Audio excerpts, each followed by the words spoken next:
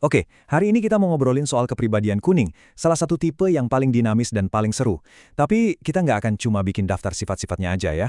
Kita akan lihat ini sebagai sebuah perjalanan, sebuah kisah penebusan yang luar biasa. Yuk kita mulai. Nah, pertanyaan intu buat kepribadian kuning tuh sebenarnya cuma satu ini. Apakah mereka cahaya yang menghangatkan dan memberi kehidupan? Atau jangan-jangan cuma jadi sorotan trik yang menyilaukan dan cuma cari perhatian buat diri sendiri? Metafora ini bakal jadi pusat dari semua pembahasan kita hari ini. Jadi, kalau kita lihat desain awalnya, si kuning itu ya persis kayak matahari. Mereka tuh diciptakan untuk bawa kehangatan, untuk membangun hubungan dan jadi cerminan sifat Tuhan yang super relasional. Bisa dibilang mereka itu perekat sosial, orang yang bikin suasana jadi hidup dan penuh sukacita. Sekarang, yuk kita bedah karunia-karunia luar biasa yang Tuhan tanamkan dalam diri si kuning.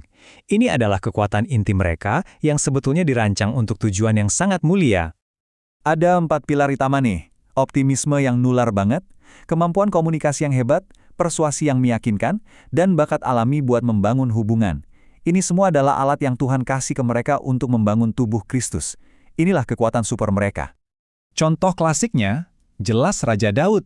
Coba deh bayangin, lewat Mazmur, kemampuan komunikasinya yang begitu dalam dan emosional itu udah menghibur umat Tuhan selama ribuan tahun. Dia bukan cuma seorang raja, tapi dia pemersatu yang pakai karunia-Nya untuk membangun loyalitas dan menyatukan seluruh bangsa.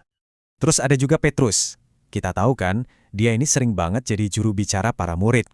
Dan puncaknya, setelah Pentakosta, karunia komunikasinya itu yang dipenuhi Roh Kudus berhasil membawa 3.000 orang kepada Kristus dalam satu hari. Kata-katanya itu punya kuasa buat menggerakkan massa. Dan jangan sampai lupa sama Barnabas, yang namanya aja artinya anak penghiburan. Wah, dia ini konektor sejati. Dialah yang lihat potensi dalam diri Saulus, yang nanti kita kenal sebagai Rasul Paulus, saat semua orang masih takut. Barnabas yang bangun jembatan buat dia ke para rasul lain. Tanpa Barnabas, mungkin pelayanan Paulus nggak akan pernah sebesar itu. Tapi, nah ini dia, setiap karunia itu pasti punya sisi bayangannya. Buat si kuning, cahaya hangat itu bisa berubah jadi sorotan yang egois. Kapan? Yaitu ketika mereka didorong oleh dosa inti mereka, haus akan penerimaan manusia lebih dari perkenanan Tuhan.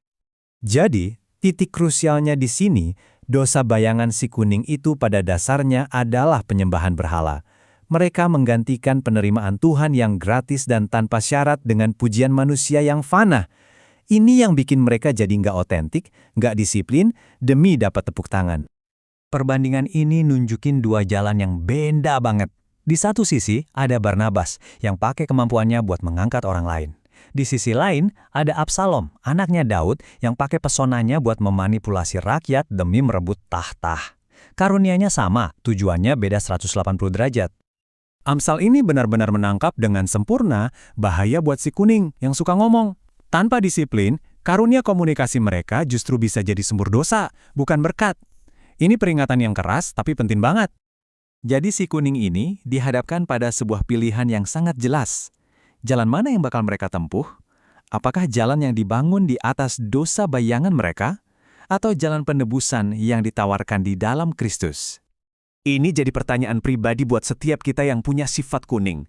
Pilihan yang kamu buat setiap hari itu akan menentukan arah hidupmu, entah itu menuju kehancuran atau menuju buah yang kekal. Perbedaannya tuh langit dan bumi.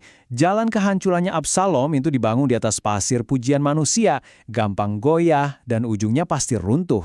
Sebaliknya, jalan penebusannya Petrus dibangun di atas batu karang penerimaan Kristus, kokoh, otentik, dan menghasilkan buah yang abadi. Nah, kabar baiknya adalah selalu ada jalan untuk bertumbuh.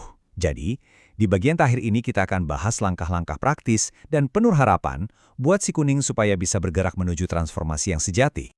Oke, ini dia 3 langkah praktisnya. Pertama, puasa pujian. Coba deh lakukan kebaikan secara diam-diam. Kedua, praktekkan keheningan yang disiplin. Jadilah pendengar yang baik sebelum jadi pembicara yang baik. Dan ketiga, geser fokusmu. Bukan lagi cuma menghibur, tapi benar-benar terhubung dengan orang lain secara mendalam. Perkataan Yohanes Pembaptis ini, wah, ini seharusnya jadi moto bagi setiap si kuning yang lagi dalam proses pengudusan. Intinya adalah belajar mengalihkan sorotan dari diri sendiri ke Kristus. Sukacita yang sejati itu ditemukan saat kita berhasil membuat Dia makin besar.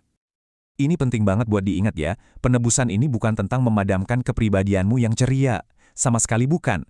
Justru, ini tentang menyambungkan cahayamu ke sumber segala cahaya, yaitu Tuhan sendiri, supaya sinarmu jadi lebih murni dan lebih kuat dari sebelumnya. Pada akhirnya, perjalanan si kuning adalah tentang menukar tepuk tangan sementara dari manusia dengan satu kalimat abadi dari Bapa di surga. Inilah satu-satunya pengakuan yang benar-benar berarti. Jadi pertanyaannya sekarang, pujian dari siapa yang paling kamu dambakan?